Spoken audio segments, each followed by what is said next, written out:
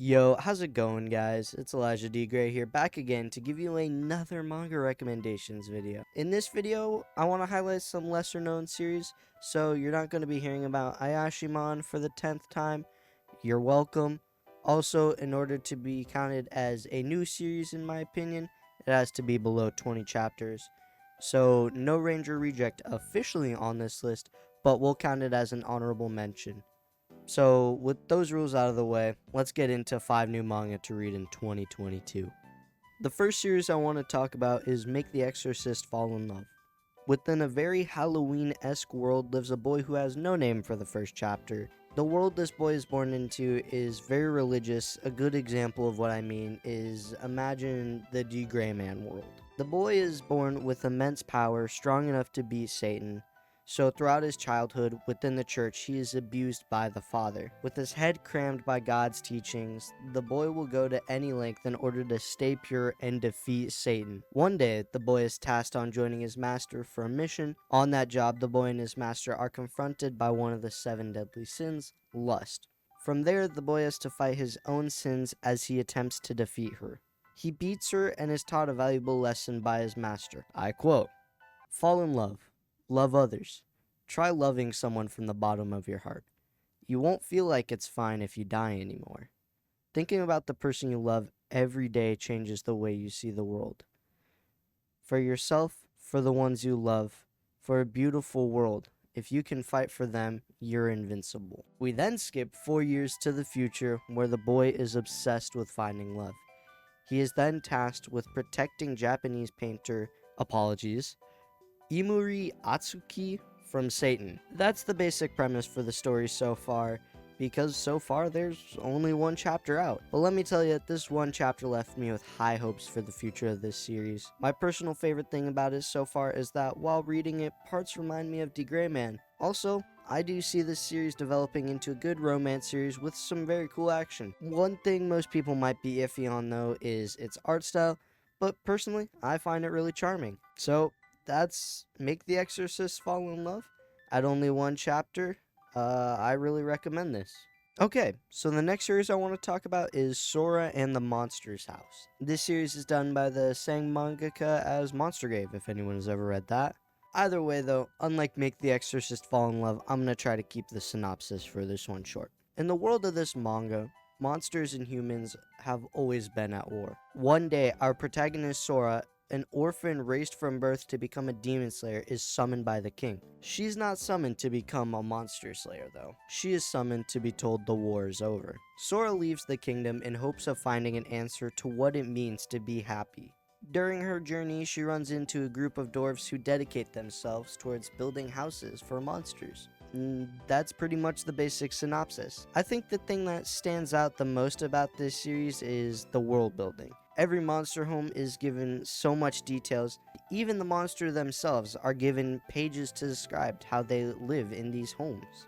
If you're really big into fantasy series with great world building, this series is perfect for you. Also, seeing Sora's development as a character from becoming someone who is trained to kill monsters to becoming someone who helps monsters is going to be very interesting. Also, the art's amazing and all the monsters look really cool. Sora and the Monster House so far has 3 chapters and they've been really fun to read. This series is basically Build King but 1,000 times better in all aspects. So if you're looking for something that has a unique idea, great world building, fun characters, and promising character development, Sora and the Monster's House is a highly recommended series from me. The third manga I want to recommend is Full Night.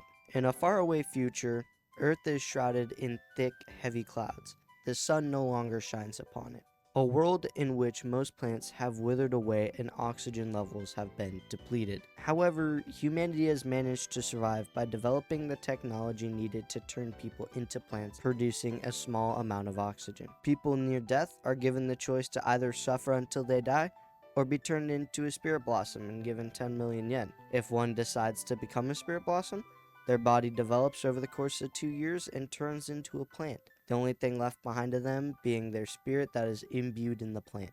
Our protagonist Toshiro one day decides it's time to become a spirit blossom and live the rest of his life in luxury he never had. Except it isn't that easy. Toshiro gets jumped and he loses all 10 million yen. He then gets found by an old childhood friend who works for the government Spirit Blossom Clinic.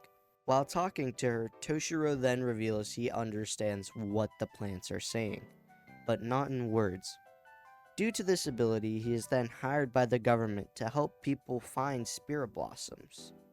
From there, the story turns into a character-driven, somewhat psychological mystery. Now, I don't want to go too in-depth on what happens within the first few chapters out, but let's just say there's a mystery clearly developing and some character growth definitely coming for Toshiro.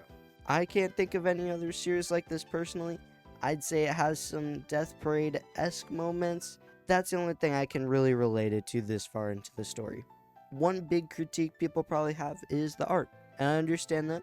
Personally, I like the art. It's very unique, and it works great for the story this manga is trying to tell. And the more touching scenes are really good because of the art. Overall, this one is definitely going to be a sleeper hit, so if you're looking for a unique story, this is definitely the one for you. Okay, so the second to last series I want to recommend is the new manga by the mangaka of Fullmetal Alchemist, Yomi no Tsugai. Honestly, for this manga, I'm not going to tell you anything. I want you to go in blind. That's the way I experienced the first 2 chapters, and so far it's been a fun read, and I really want to see how the story progresses. So just have faith in Hiromu Arakawa and jump into this series blind. You won't regret it. The final manga I want to talk about is probably the most bizarre manga on this list.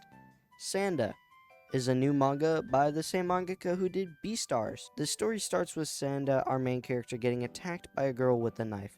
That girl is Fuyumura, one of his classmates. She is a crazy bitch. Either way, Fuyumura's friend Ono recently disappeared and people believe her to be dead. Fuyumura, however, believes she is still alive and that Sanda can help her find Ono. From there, the story becomes very crazy. That's the best way I can describe it without spoiling anything major. I think the best thing about this series so far is its charm.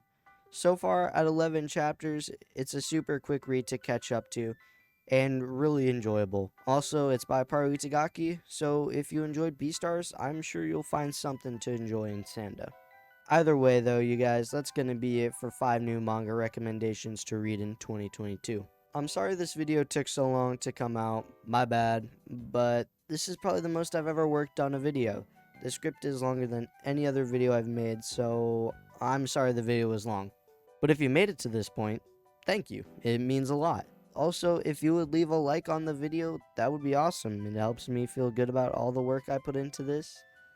But that's gonna be it for me. Thank you guys so much for watching, and I hope to see you on the next one. Peace.